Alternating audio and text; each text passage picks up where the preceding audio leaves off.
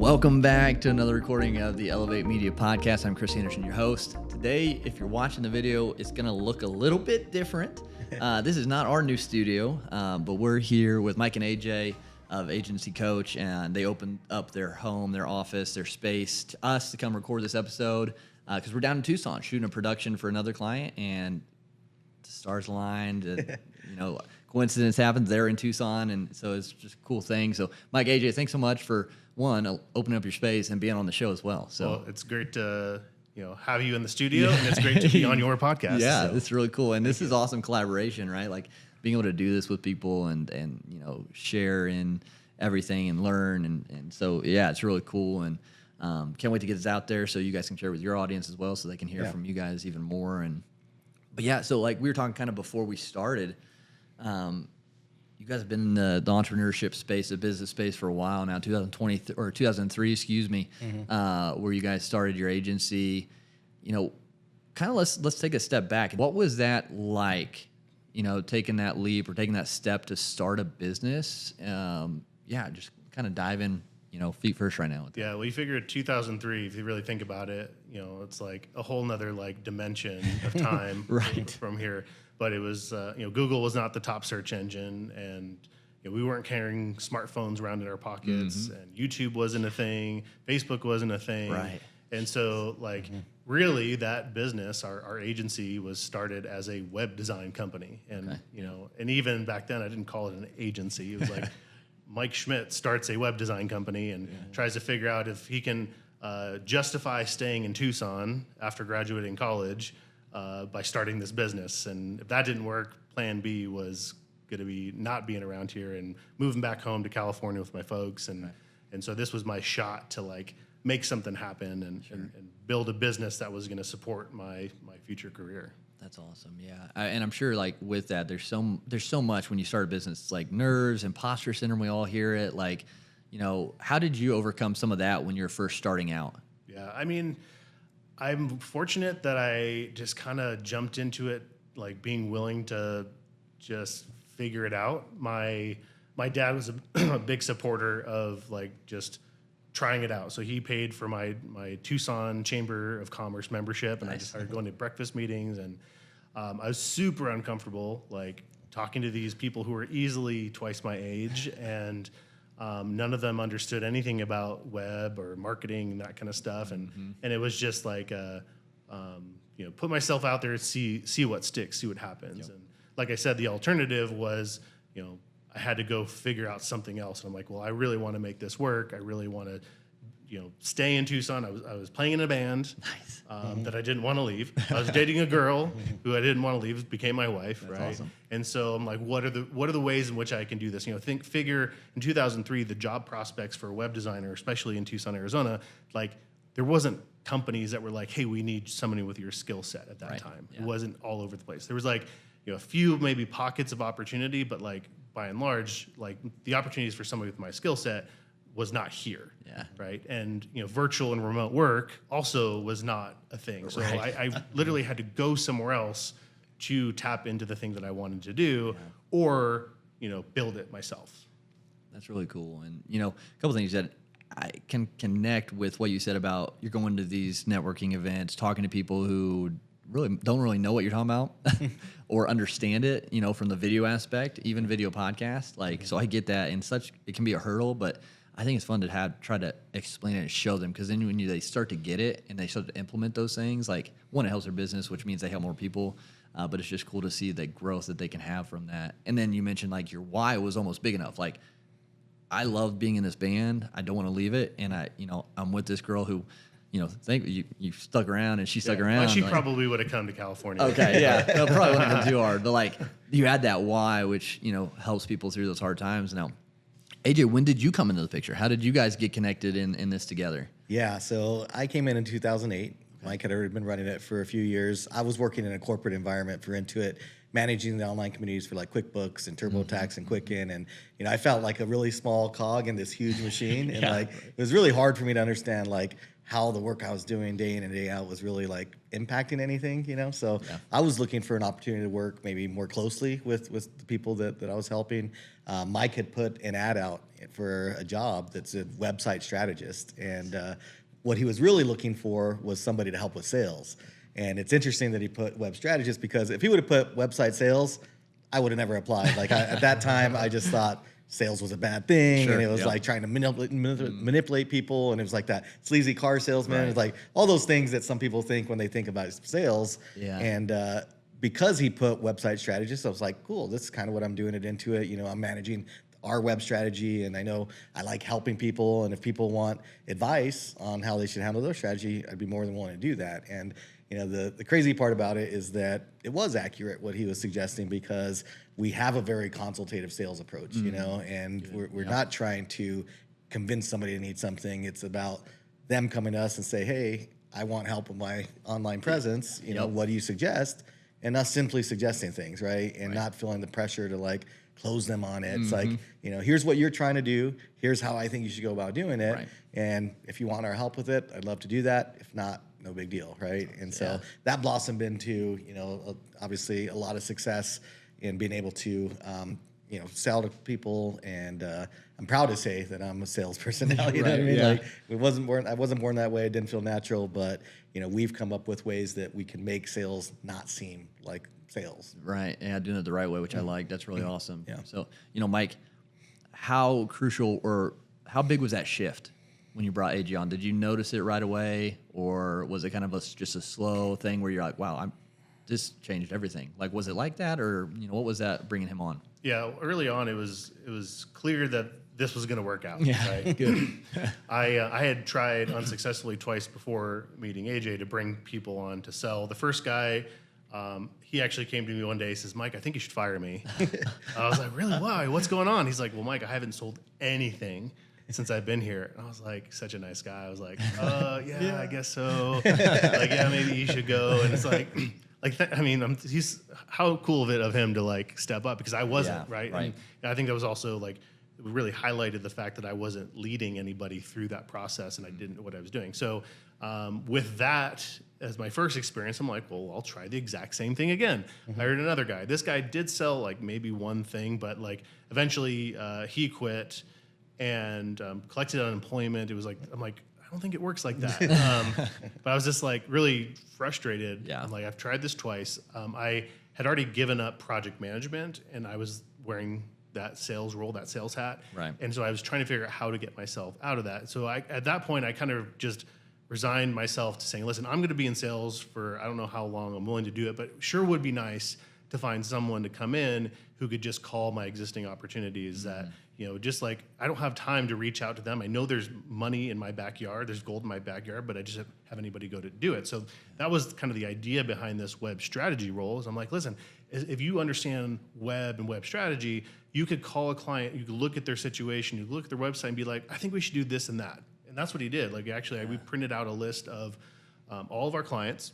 I had this red pen, and I put $1 sign next to the client if I thought it was a small opportunity, and $3 signs if I thought there was like an urgent and good opportunity there. Yeah. And then I put a line through all the people. I'm like, I don't want to work with those people. Right? Yeah. And so that's what it is. He went top to bottom and started calling on those opportunities. And so pretty quickly, it was evident that not only was he good at web strategy, but that calling your existing base of clients to help them see what else we could do for them is like massive opportunity. Oh gosh, yes. And it's like something big inside of our teaching and coaching that we really focus on, because I think most businesses on the planet, especially agency owners, just do a terrible job of going back to their old clients. Most of them will enter our world and be like, Mike, AJ, I need more leads. And I'm like, cool.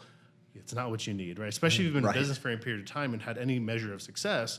Well, there are folks that you've already attracted into your world, right? Many of which you've already paid you money. Yep. What's to say that they wouldn't do that again? Or even the people that you attracted before that didn't ever hire you, like, what are you doing to get back in front of those people? You did such hard work and spend money to get in front of them, and they just didn't come over that trust tipping point to buy.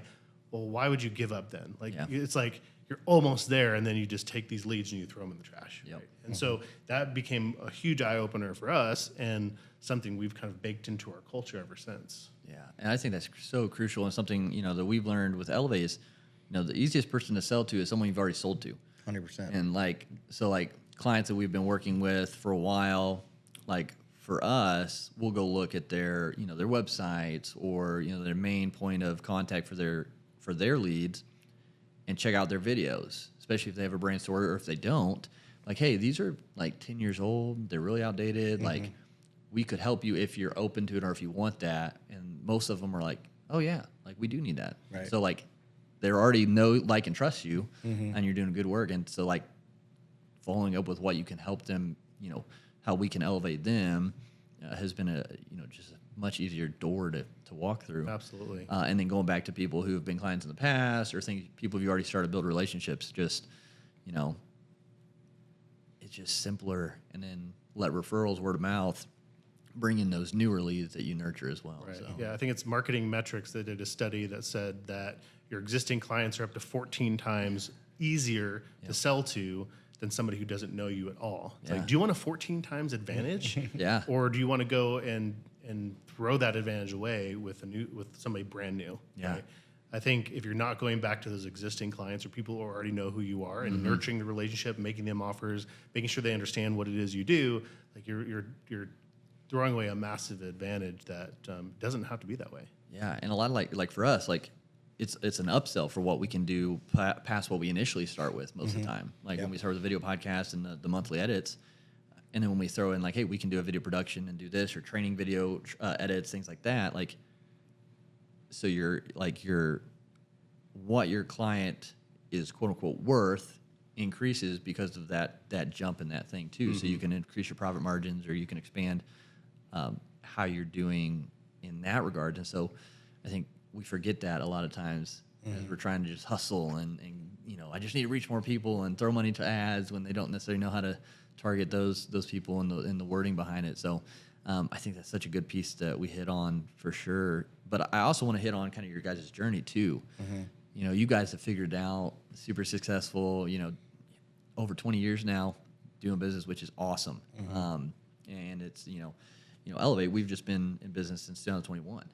And so it's like, I always I get like impatient, like I'm hurried but patient at the same time, because it's like, oh, okay, we've come this far, great, this is awesome, so grateful for that. I want to be at the next, I want to keep going. And so like seeing people like you guys who've been, through the trenches, through, the '08 recession, the COVID things, and continued to grow and stuff it's always a positive thing to see, and like, okay, yeah, we can keep going and get through, whatever comes. How were those challenges for you? You had the economic shift in '08, in '09 era, and then the COVID stuff. How did you guys kind of navigate those waters when they got a little rough? Yeah, it's interesting that you bring that up, because both of those periods of times were actually two of the biggest times of our growth, right? I think when people fall for the story that's going on in the media and the news that, hey, the economy's down and nobody's doing anything, it's like, if you start to believe that, then that's going to be 100% true for you, right?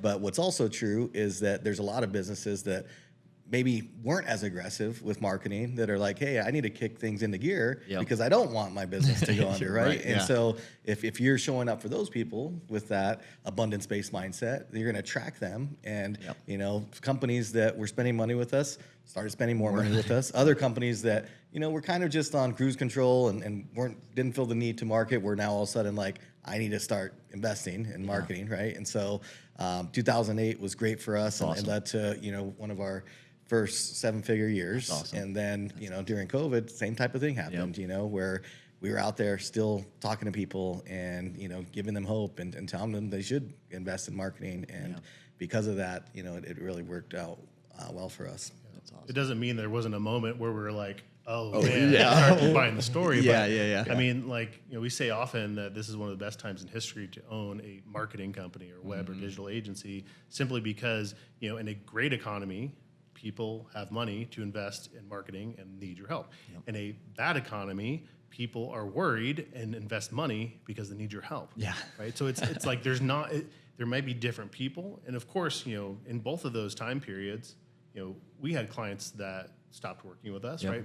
And a big reason for them was because they believed that they needed to shrink, right? We had other clients in the same industry, right, who doubled down on their efforts and grew during that time. I think my favorite story from the pandemic was we had one of our sales guys calling down the list of, just cold calling, because he wasn't going to in-person stuff anymore and all that stuff, right? He's calling pool companies. One of the first people he gets a hold of answers, and they said they heard his like brief pitch about who we are and what we could do, and they cuss him out. They're like, "What, are you kidding me? Do you know what's going on right now in this economy?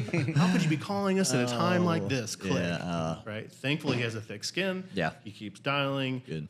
Couple dials later, he gets a hold of someone else, and they said, "Oh my gosh, this is so awesome! Thank you for calling. We were literally just having a meeting about this. How we need to talk to somebody about exactly what you guys do. When can we meet?" Right? And that turned into a awesome project for us, and it's something that's turned into like a lifetime value of that client north of $100,000. Right? And it's like, how is it that two businesses, same city, literally down the street from one another, and we've got one that's abundance minded and one that's like ready to punch us in the face, right? And I think the answer is there are abundance minded thinkers out there. We just have to tap into those folks, and I think I'm kind of lucky. In 2008, I don't even think I realized there was a recession happening. Like, I mean, I've never been a particularly heavy news watcher. Like I'll go through seasons of stuff where I get sucked into it, but like I think my advice to most people out there is like delete the news apps. Cull all that stuff out of your mind, because like truthfully, you have more control over your own abilities and your influence than you give yourself credit for. And if you allow other people to plug their information into your brain, you might start believing a false story that's not real. And so when people ask about how was it in 2008, I'm like, it was great, but I just thought that was like news always newses, right? It always does the thing that news does, which is like the world's falling apart. And so like I just kind of assumed that 2008 was just more of that.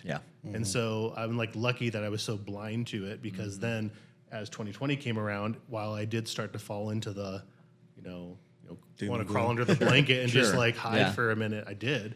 But then I started to realize, I'm like, well, this is like that other time, and people need us. And then we proved it to ourselves. And what was so cool about that story is once we saw that with the pool companies, we're like, cool. All right, so now we know, like, it's not about the industry, right? Because people are like, which industry should I go? It's not about that. It's about the business owner being abundance-minded. And so we started coming up with things and reaching out and emailing and doing ads that were all about attracting that type of person, right? We had a webinar that was all about how to activate, how to attract and activate businesses who still want to grow in an uncertain time, right? And we were able to like get a ton of people on that, and guess what? The people that would register for that webinar are the ones that still believe that there's opportunity out there, right? And it was all the people that we wanted to talk to, because we could have still like brunt forced it and cold called all these people and got hung up on all the time, but instead we just changed our marketing message. And what was so cool about that is we were able to prove that to ourselves, but then now that we had this agency coach thing, we were then able to share those strategies with all these other agencies all over the world who were in a similar boat, and it worked for them too, right? So we were able to like have a global impact on agencies during a time where I think a lot of the world needed that stuff. You know? For sure. And it's so crazy. So like I said, I quit my job in COVID, like 2020, to figure out how to start a business. So it was a crazy time, but that was kind of like my perspective. Like, I know that I won't give up. So I know something's got to give, and I can always get a job if I had to. And so like started getting clients, leaned into it more and got myself out of the way, which I think is a big thing starting out. And then it just kind of started evolving. And then it was like the beginning of 2023, into 2023, it seemed like people were with like the, politics and everything going on in the world, like people started getting fearful. And so we lost some clients as well, but we also gained some and, increased that lifetime value of our clients and starting to doing these productions. And so same in ours, like even being young, like you have those mindsets of people who just want to hold on to it and just kind of, skid by while they can, or those who want to invest, like you said, and continue growing those times. And I think it's always something to think about and don't get discouraged. Like have the thick skin like your salesperson did. Like if someone gets mad or says no, it's like, they're not for you. They're not the one for you, or they're not ready for you. And just keep moving forward. And, I've heard you guys mention a couple times the webinars you guys have done and brought it in. Is that kind of your main marketing strategy to get new leads or connect with new people or help people to get them kind of into your quote unquote funnel, or, to continue to add value to them until they're ready to work with you? I mean, it's definitely one of our key plays Yeah. when it comes to marketing. For Agency Coach, it's been an awesome way for us to connect with a large group of people and provide value. I think, when you asked the question earlier about AJ coming on and what he was doing and how I talked about how I failed with sales before. Yeah. Well, the shift and the difference was that he was coming and providing value, calling people up and saying, hey, here's what I'm seeing as an expert, right? And that was what's drawing people in. Yeah. I think webinars is another vehicle that we can use to provide value in advance in order to demonstrate our expertise and then get people to say, hey, I want to work with you. So whether using webinars from an agency standpoint, right, and working with businesses that need digital marketing, webinars can be an awesome way to get a bunch of folks into a room, demonstrate that expertise, make them an offer to then take that next step with you. Yeah. But also inside of Agency Coach, as we work to attract agencies, the same idea.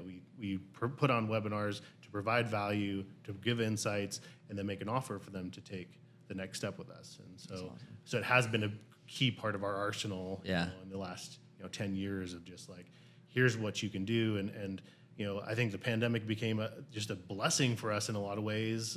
We've already talked about some of those. Right. Another one is the world runs on Zoom today. Yeah. Right? The world runs on Teams and on Google Meets. Like, that is not an obstacle for the average business owner today, whereas even as recently as before the pandemic, like that was an obstacle that people put in their way. Yep. And so we've just been able to tap into a much broader audience. And if you would have told me back in 2003 that we could have a room full of 50, 100, 500, however many people virtually, so I could share this message, like that would have blown my mind. Right? Yeah. And I think that we have these opportunities for us, and that's just webinars. Right. Like, we're not even talking about other channels in social media and YouTube and all these ways in which we can kind of get known for what it is we do.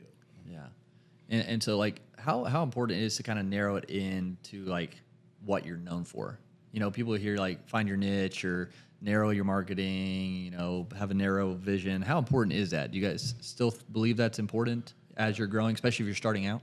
Yeah. I mean, I think that we all are these like walking personal brands, right? And I think I forget who said this, but you point out, it's not that Tesla is the brand; it's Elon Musk. Yeah, right. It's not that Apple's the brand; it's still Steve Jobs, and he's been not with us for some time. Right. And so, I think that each of us has the ability to connect with people, through social media and how we're showing up online, especially, that gets them to know what we're all about. And whether you like niche down into a particular industry, I think that's a choice that somebody could choose to make. In our agency, we haven't done that. We haven't needed to do that, simply because the thing that we've been known for is helping businesses to generate more customer activity. Right. So there's lots of different ways to narrow down, but I do think that being known as something for something is a really key way for people to quickly file you into a category, into a folder. Yep. So that way when opportunities come up, they either think, oh, I'll talk to this person, or they see, oh, I can refer this person. Right? I think the mistake is trying to be everything to everyone. Yep. And that is a recipe for you're just diluting your message for folks. For sure. Mm-hmm. Yeah. I think that's a great point for sure. Even with us, like, we started when we really, really were like, all right, video production, it was taking off, things like that. It's like, I got excited. I was like, oh, we can do, we have, because our team has the skills and the history of weddings, of real estate. I was like, oh, we could do not only the brand stories for businesses and promos and trainings and stuff, but we can do real estate and weddings. Mm-hmm. So I tried to build all of it at once. And then quickly I was like, no. I was like, it's taking, like, this is where we're really, really good at. Mm-hmm. And if those come, because people know we do video, that's great. But as far as our marketing, like, staying in this lane has been good for us and is going to continue to, I think, benefit us until we can have, the people kind of running those branches eventually where we can market it and things like that. But yeah, I think, being known, like you said, people will know who to call once they get to that point of knowing you and what you do, for sure. So, and you guys have mentioned a lot is providing value, right? And I think that's key. And like sales, like doing it the right way, I think is adding value to those people. So how do you guys guide your, you know, your coaching students, your agency students to actually add value? Because people say we want to add value, we like to add value, but are they actually adding value, or are they just kind of asking for the sell kind of thing? Yeah. I think a lot of agency owners fall in the trap of being what we call order takers, right? Like they're waiting there for somebody to ask them for help. Yep. And then when they do, they're waiting for them to ask them what to do, right? Like, oh, they want a website, so I'm going to do a website. When, you know, really, like, we're the expert, right? Yep. Like, imagine you went into a doctor and you said, hey, doc, you know, I've had this pain back here in, like, my kidney area, and I was on WebMD last night, and, you know, I think I have this disease. I needed to take it out, right? Right. And, you know, go at it. You know, what do you think the doctor's going to say? They're going to be like, Sit down. Yeah, Take a second. Let's ask you some questions. Yep. Right? Let me ask dig you some into it. questions. Let me examine you. Let me take a look, and then I'll provide you with some recommendation and prescription of what I think needs to happen, right? Yep. And so that's what we teach, and that's what we do, right? Is that I don't care why somebody comes to us, you know, understanding why they want to do what they're doing. So, like, you know, a lot of times we'll get somebody that went, you know, I went to my veterinary conference, and they said I need to do social media, so I want social media. And it's like, cool, well, why do you want that? Yeah. You know? And, well, I want more customers.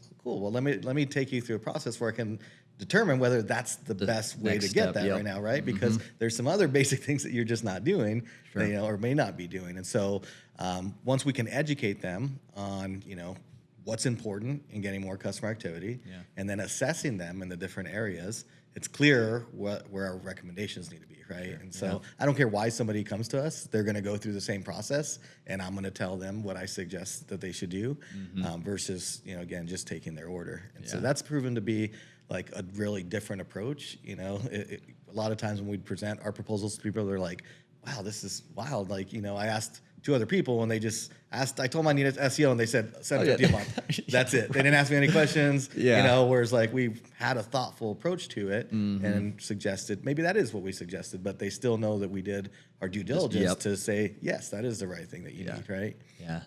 And it's kind of like we have that kind of process of when we talk to people about video, like not everyone needs a brand story video. Some people just need like smaller promo videos. Some people just need, you know, the clips based on their, you know, their plan and where they're at. And same with the podcast. Like when we walk through people and start their podcast, like they're like, oh yeah, we're doing this, this, and this. And I'm like, you got a lot of irons in the fire. Maybe a podcast is not for you. Because I'm like, are you going to outsource? No, we're just going to get it set up. And I was like, it's a lot of work. Like, so, and going through that, and then like, you know, probably podcasts, unless like it's like your main thing, it's probably not gonna be the best thing with everything else you have. Right. Or, you know, you don't have anything, like that's a great next step. It's like, you know, almost again, like it's all about closing a sale. It's doing what's right for that individual or that business to get to that next level. Right. And if it's not the right time, that's okay. And hopefully most of the time, I think people see that and they respect that. And they'll either come back or at least they'll refer you or something. And I think doing it right is always better than just pushing for a paycheck. Right. So, and so with that, like if people are trying, so they've got that down, they, you know, they're adding value through these calls. They're trying to, you know, really niche into the driving force behind their clientele, but they're trying to now reach more people to do that. You know, you guys we talked about webinars. What are good ways that people can draw the attention positively to themselves to start those conversations? Yeah. So, I mean, I think when we look at webinar, that's just a vehicle of converting attention into action. Right. Right. And email, same thing. It's attention into action. And so really it's about how do you get somebody out of where they're at currently and paying attention to you. Right. And so we kind of refer to it as a lake, right? Okay. That one of the most valuable assets a business is going to have is their lake of opportunity. It's all the people that, you know, are on their email list, the people who are following them on social, the people who are subscribed on YouTube, right? Those are the people who have attention, right? And so it's really 2 parts: is how do you get folks out of somebody else's lake and into yours, and then what do you do to nurture and get those people to raise their hand and ask you for help? And so I think what most people fail to understand is the difference between like a lead and a prospect, right? Yeah. Like a lead is the top of the funnel, unqualified person that's coming in, and a prospect is someone who was a lead that then expressed interest in your stuff. Yeah. And you know, a lot of people go out there to do, you know, quote unquote lead generation, and you know, they invest money in ads, and then they're like, well, the leads suck. Right. Or maybe even an agency does this for their clients, and their clients ends up firing them because they're like, the leads suck. Yep. Well, newsflash, all leads suck. Yep. That's the definition of a lead, is a sucky person who's not interested in your stuff. Right. Right? Yeah. The trick is that you've got to take those leads and then nurture those folks and build a relationship with them. Yeah. Right? So warm them up. Exactly. Yep. So, I mean, if you're running ads, if you're running a Facebook ad, right, or you're even attending an in-person networking event, there's going to be people handing you business cards. Yep. There's going to be people opting in for your stuff, for your ads, right? The mistake is assuming that just because they gave you a business card or opted in, that they're actually interested in your stuff at all. Right. All we've identified is that they're in the market. They're in your market, right? Yep. And maybe not even a great fit, but they're there. Now what needs to happen is that we need to nurture and warm them up to get them interested in your stuff. Now, it does happen that somebody who opts in is like suddenly ready right away for your stuff. I mean, you can do a scratcher on the lottery and you can win money, Right. but you don't always do it. Right. There, you can go to a networking event, a chamber of commerce, and you can meet someone who's like, I need your thing right now. Right. You can have like we told the story about our sales guy calling a random company, and they're like, we're talking about you. It can happen. Absolutely. That's the exception, not the rule. And so the idea is like, how can we fish in other people's lake, right? Yeah. Because Mark Zuckerberg lets us fish in Lake Zuckerberg. We can go run ads on his platforms, and we can get them out of his lake and put them into ours, right? Yeah. And that's important because at some point, there's going to be this, change, this snap of like, things just stop working, right? Like there could be regulations that prevent us from running ads, right? Or there could be a pandemic which prevented us from going out there and talking to people face to face, which was a big part of our strategy back then.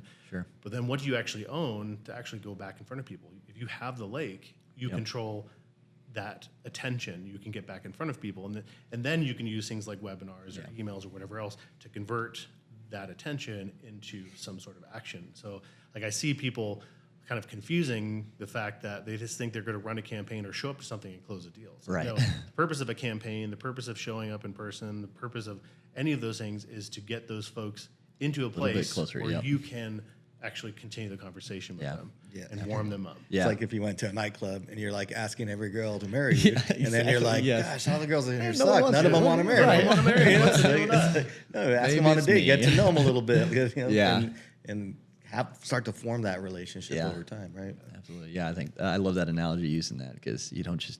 I mean, you get lucky every now and then, right? And yeah. some people, find it. Yeah, exactly. Right. So, that happen. So what is your lake? Is it an email list? Is it a Facebook group? Kind of what do you guys utilize? Obviously, it's different for everybody, but what kind of lake do you guys draw people into? At its core, it is an email list, right? I feel like email is one of the often overlooked channels because it's not that sexy. Right. Right. It's like it's email, right? It's been around forever. It's not TikTok. It's not a YouTube channel. But it's the place. It's one of the last things you can truly still own and control. Yeah. Right. We're always at the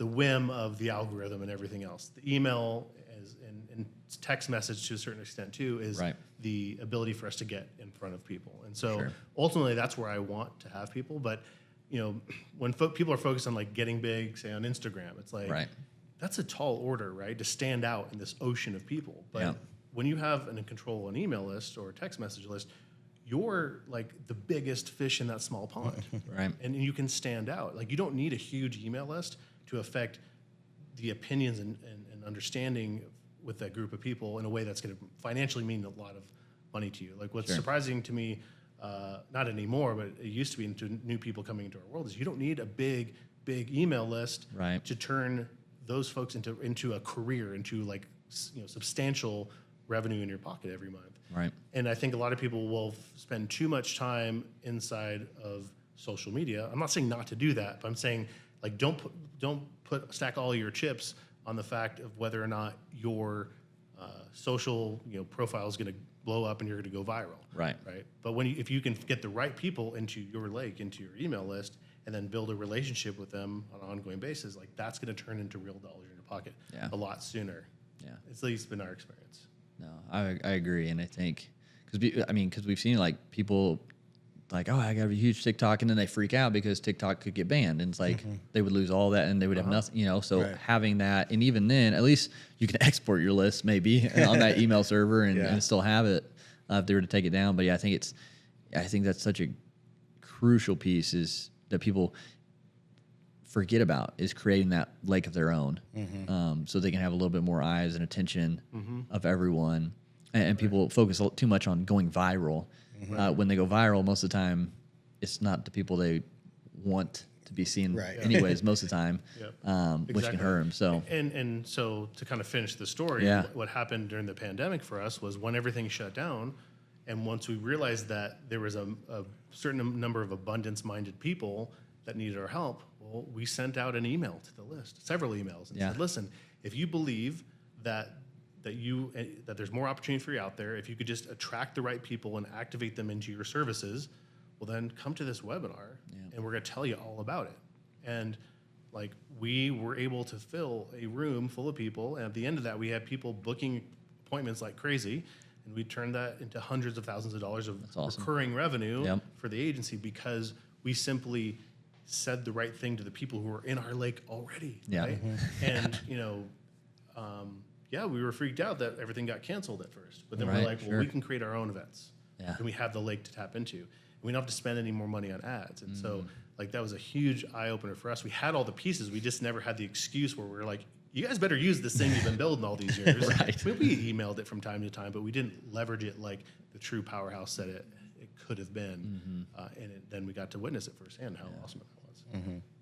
That's awesome. And, you know, again, just continue to grow and pivot through all that, and, you know, having the openness and the abundant mindset of like, there are people out there who are wanting to grow still. I think it's a big one, because there's always going to be uncertainties. There's always going to be, you know, if you do watch the news, there's always going to be something to fear, or quote unquote fear and things. And so having that mindset of, you know, growth and you know, I always say, I probably overuse it, I say it all works out. Like, it is what it is. It'll all work out. You know, I'm going to learn from it, or it's going to be positive. Like, so, and just keep moving forward. So for those listening, you know, again, they're early on in their entrepreneurial journeys. You know, as we kind of wrap this episode up, you know, what would be, you know, some words of wisdom or advice that you would give them? Maybe you wish you heard early on that could have, you know, maybe given you a little boost. Yeah. Probably the biggest thing, like, for a long time, we didn't realize the importance of having recurring revenue in our business. We were out there chasing large one-time projects, right? And for us, those were websites. Like, you know, there was a time where we sold websites for $5,000, then we jumped to $10,000, then we jumped to $20,000. At one point, I sold a $100,000 website, and I'm like, cool, this is amazing. Like, all our problems are solved. But guess what? Like, you know, a couple months later, like, there's no money in the bank again, and then you're like, and the more that we sold, right, the bigger our team got, you know, the more liability we had, the bigger the payroll. We needed more space, we needed more equipment, and I almost needed to go out there every month and go get that money, right? And at the end of every month, I had to start at zero again, right? Or pretty darn close to it. And I remember it was after selling that $100,000 website to a local casino here in town, just feeling like kind of helpless, because I'm like, where the heck am I going to get another one of those next month, right? Like, I always want to like best my best, but it's not like I had a few more of those sitting in the pipeline. That took me like 6-7 months to close, and there's just not a lot of those size business here in town. And still, Mike and I thought when we sold that, like, oh gosh, you know, there's a nice cushion in our bank account now, and we're not gonna have to worry about payroll or any expenses. And it wasn't but a few months later, you know, that we felt like we were almost in the same position we were. You know, we're like, that money just kind of vanished. And I went to our bookkeeper, and I said, Nancy, like, what happened? Like, we just had the most cash flow run through our business than we've ever had, and now we're back to square one again. And she ran a report that really changed our lives. It was a report of like our top 20 customers after a 5-year span, right? Okay. And I was wholeheartedly expecting the Casino Del Sol to be #1 on that list, right? Yeah. And the reality was they were like number 19. Wow. And guess who was #1? It was an orthodontist who was paying us $2,000 a month for the past 5 years, right? Yep. And an HVAC company that's paying us $1,800 a month for the past 5 years. And what was cool about that is I'm like, crap, I've been chasing the wrong thing, right? I've been trying to go get these ones, and these are the ones, like, there's a bunch of orthodontists in town. Yep. There's a bunch of HVs, there's a bunch of plumbers in town, right? All these people. And so it was like, man, we shouldn't have been high-fiving the $100,000 sale.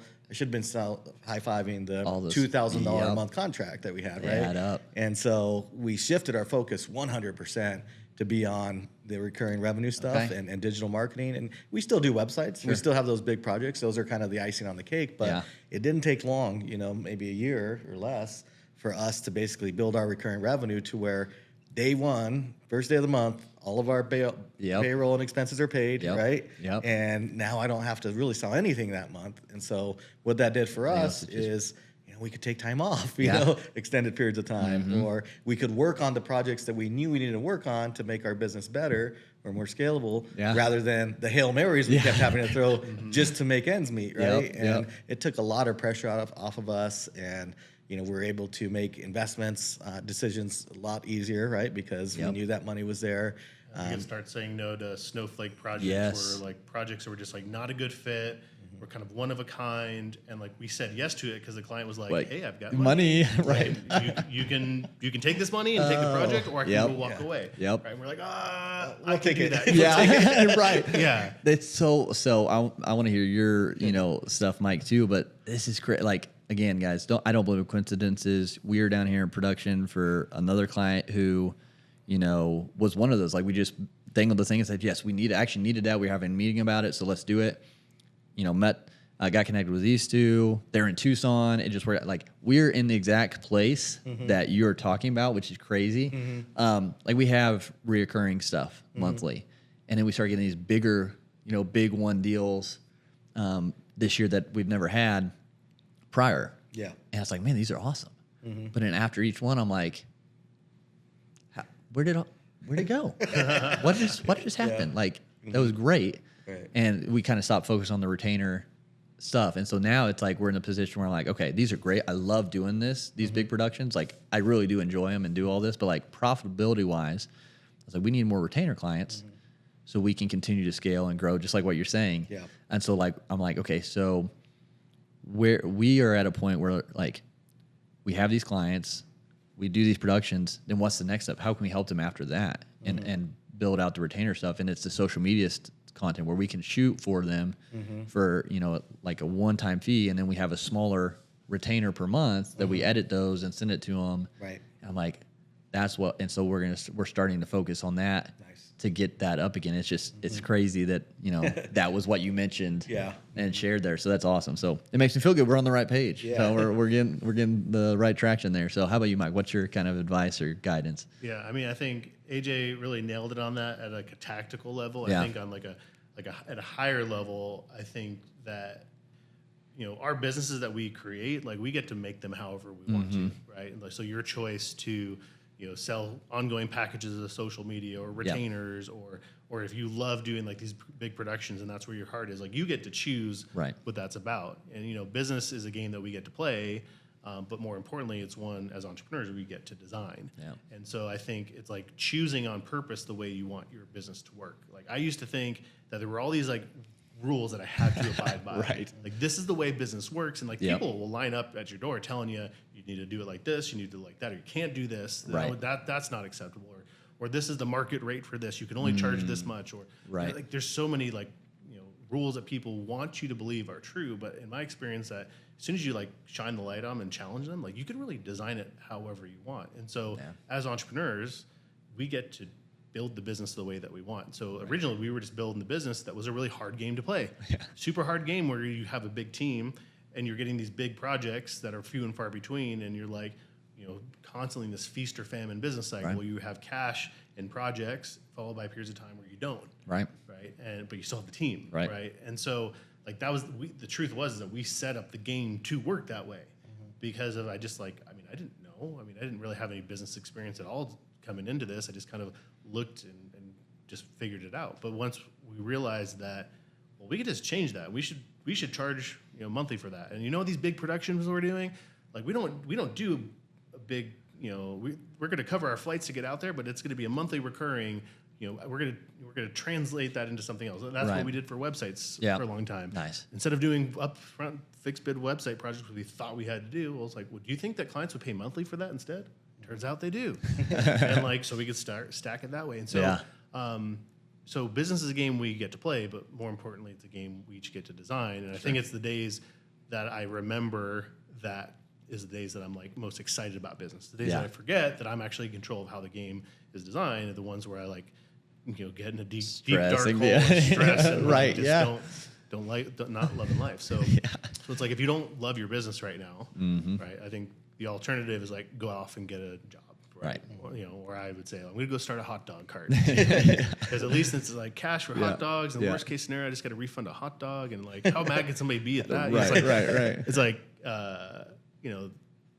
but the other alternative that isn't as apparent is, well, just change the way your business works. Yep. Put yourselves in the rooms of people who know and have already done it. Copy other people's Yes. stuff. Yep. Do it their way, right? Like find the people who've had the same struggle and ask them what they did to change and fix it, right? Yep. Like, life's an open book test. If you ever, back in the day in high school, the teacher walks in and she's like, pop quiz, and everybody groans, right? Yep. And then she's like, but it's an open book test, and everyone's like, yay, right? Like, why is that we're excited in that scenario, right? Because life is an open book test. It's actually not common for us to go, to have situations where we don't get to look up the answer or figure it out. Yep. But like the proud person in me and the lone wolf kind of attitude was like, I have to do it all myself. Right. on my own. Yep. That's not true. No. It's not true at all. We have a world full of people. We're more connected than ever. And, think of in 2003, like my physical reach here in Tucson was like the furthest I could really get to learn from other business owners. But here today now, like we have the ability to get into the inbox of just about anybody you want, Yeah. right? It really is out there. And the thing that's probably stopping you from doing that is your own mind of like, oh, I don't think I should, or would they even respond to me? Like you'd be surprised. People want to help people. Yep. Yeah. So. I love that. Yeah. And guys, this has been a great conversation. We could probably talk for hours, but no, I appreciate it. Appreciate everything you shared, letting people in on your journey and how you've overcame some stuff and added value and all the nuggets you gave today. So again, I appreciate you both being on the Elevate Media podcast today. Where can people connect with you so they can find out more and get your help if they need it? Awesome. So we'll put some stuff over at agencycoach.com/elevate-your-brand. Cool. So there'll be some links for some agency trainings if that's you. And, my Instagram is Mr. Mike Schmidt. So, test me. Go ahead and DM me, say, hey, what's up? Just threw it out there. So Awesome. Love to chat with those who want to continue the conversation. Cool. Awesome. Well, yeah, guys, thanks so much. Everyone listening, make sure you get tuned in to them, check out what they're doing, and reach out if you need help. So, again, until next time, go out there, continue to elevate your life, elevate your brand, and we'll talk to you again soon.